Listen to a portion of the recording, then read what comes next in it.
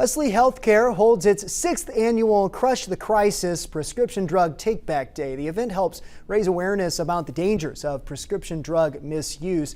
People were able to safely and anonymously dispose of medications before they fall into the wrong hands. Once collected, the Wichita Police Department packs them up and sends the drugs to the Drug Enforcement Administration so they can be destroyed. Wesley Healthcare says the event helps create healthier tomorrows for people who live and work in the community.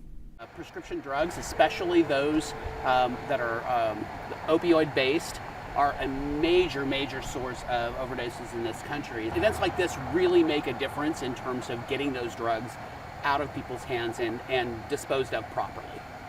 Last year, more than 120 healthcare facilities partnered with local law enforcement on this event.